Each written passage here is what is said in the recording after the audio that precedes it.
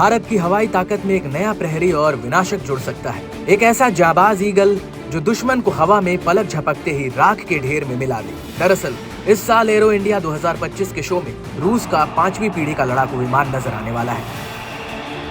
Arrow India show दरअसल हर साल दुनिया को भारत की हवाई ताकत से रूबरू करवाता है।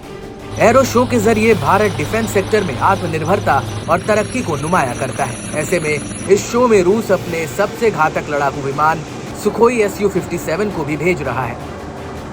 आसमान को अपनी रफ्तार और गर्जना से चीर देने वाले रूस के इस हैरत अंगेज विमान को लेकर भारत के मन में क्या है?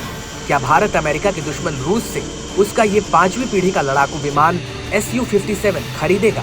ये सवाल अगर कुछ साल पहले किया होता तो शायद लोग सोचते नहीं, लेकिन अब जिस रफ्तार से भारतीय सेना जमीन, आसमान और समंदर की ताकत बढ़ाने में जुट गई है, उसे देखकर लग रहा है कि भारतीय वायुसेना के बेड़े में राफेल की तरह रूस की 5वीं पीढ़ी का Su-57 भी शामिल हो सकता है।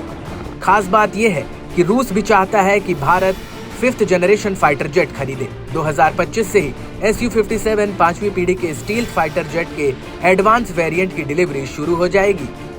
अमेरिका, चीन और रूस ही दुनिया को वो 3 देश हैं जिनके पास 5वीं पीढ़ी के लड़ाकू विमान हैं। हालांकि तुर्की ने भी 5th जनरेशन जेट बना लिया है जो अब प्रोडक्शन में है। अब आपको Su-57 फाइटर जेट की खासियत बताते हैं। रूसी फाइटर जेट एक मल्टी रोल फाइटर जेट है। Su-57 सुपरसोनिक है। इसकी सुपरसोनिक रेंज 1500 किलोमीटर है। इस फाइटर जेट की लंबाई 65.11 फीट है। इसका विंग स्पैन 46.3 फीट है। इसकी ऊंचाई 15.1 फीट की है। Su-57 की स्पीड 2600 किलोमीटर प्रति घंटा है। Su-57 में 12 हार्ड पॉइंट्स हैं, 6 भीतर और 6 बाहर। हवा से हवा में मार करने वाली मिसाइलों से लैस है। इसमें कई शॉर्ट, मीडियम और लॉन्ग रेंज मिसाइलें और गाइडेड एरियल बम लग सकते हैं। Su-57 के स्टेल्थ सिस्टम की खासियत ये है कि ये बिना स्पीड कम किए और बिना मैन्यूवरेबिलिटी को नुकसान पहुंचाए काम करता है। ये अधिकतम 66,000 फीट की ऊंचाई तक जा सकता है।